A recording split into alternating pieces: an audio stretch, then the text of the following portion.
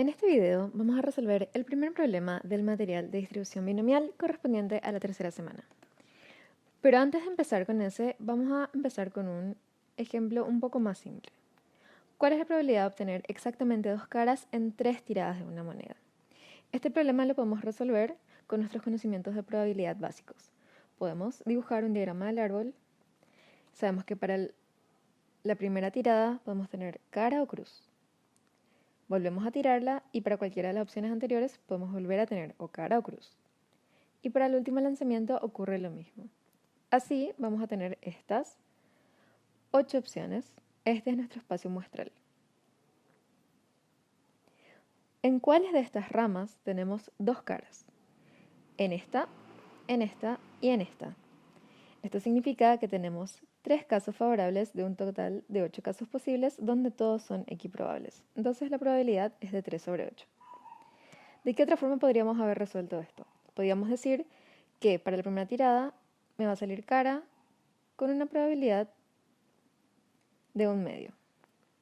Para la segunda tirada me va a salir cara con una probabilidad de 1/2. Y para la tercera, como yo quiero exactamente 2, me tiene que salir cruz con una probabilidad de 1/2. Solo que esto es para cara, cara, cruz en este orden. Y no me está pidiendo un orden específico. O sea que esto puede también ocurrir de esta manera, cara, cruz, cara. Con la misma probabilidad, 1/8. O cruz, cara, cara. Con la misma probabilidad, 1/8. Estos son 3 eventos mutuamente excluyentes, por lo que si queremos la unión, o sea que ocurra uno de esos 3, podemos sumar sus probabilidades. Y así vamos a obtener también 3 sobre 8. ¿De qué otra forma podríamos haber calculado esto? Podríamos haber dicho que la probabilidad es 1/8 y ver de cuántas maneras podemos mezclar esos elementos que tenemos ahí. 2 caras y una cruz, 3 elementos. Podemos colocar aquí cualquiera de esos 3, tenemos 3 opciones, aquí tenemos 2, aquí tenemos 1. Pero ¿qué ocurre cuando trabajamos de esta forma? Al contar así, estamos contando como si estos dos casos fueran casos diferentes, como si las caras fueran distinguibles, cara verde, cara azul, cara verde, y no son distinguibles. O sea, a mí solo me interesa que hayan dos caras, no me interesa cuál fue, en qué orden, no. Entonces, como yo estoy contando acá casos extra, tengo que dividir esto entre los casos que estoy contando doble. O sea que voy a dividir entre todas las formas en las que puedo mezclar estas caras. 2 por 1. Y todas las formas en las que puedo mezclar los elementos restantes. O sea, esto es 3 factorial sobre 2 factorial, 1 por 1 factorial. ¿Y qué tenemos aquí? Podemos decir que este 1/2 por 1/2 es ¿qué cosa? La probabilidad de obtener cara elevado, o sea, multiplicado por sí mismo, la cantidad de veces que yo quiero que aparezca la cara. Esto es la probabilidad que aparezca cruz por la cantidad de veces que yo quiero que aparezca cruz. Si tengo 3 lanzamientos, necesariamente debe ser el 1 que queda, o sea, n menos x.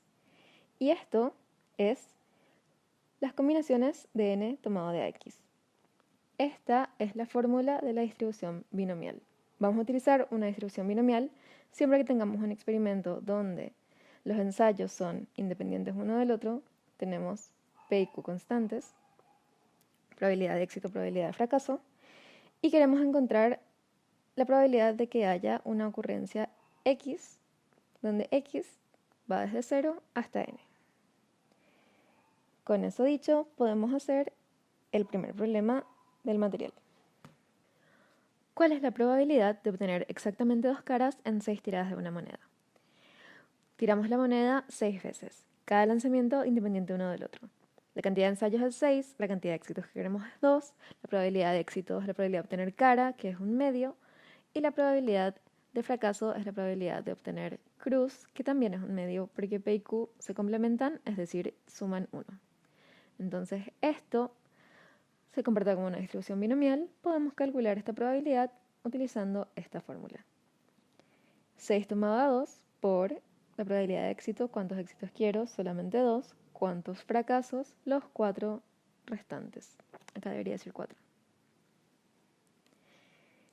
Esto va a ser igual a 15 sobre 64.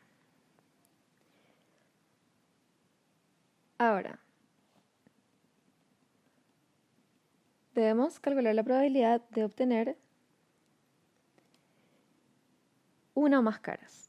¿Cómo calculamos una o más caras? ¿Cuáles son los casos posibles? ¿Qué resultados puedo obtener? Puedo obtener 0 caras, o una cara, o 2, o 3, o 4, o 5, o 6. Estos eventos son entre sí mutuamente excluyentes. Ocurre uno de ellos, no sabemos cuál, pero ocurre uno de ellos y no pueden ocurrir dos a la vez.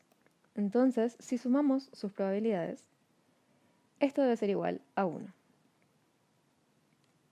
De esta sumatoria, ¿cuáles son los casos una o más caras? Cuando tengo o 2, o 3, o 4, o 5, o 6. Toda esta parte. Entonces, yo puedo realizar esta suma, pero voy a tener que calcular 6 probabilidades diferentes y luego sumarlas. O puedo despejar esto pasando de esta probabilidad de 0 al otro lado. Eso es trabajar con el complemento. Entonces, solamente voy a tener que calcular una probabilidad. Y voy a tener que la probabilidad de tener una o más caras es igual a 1 menos la probabilidad de 0, que podemos calcular.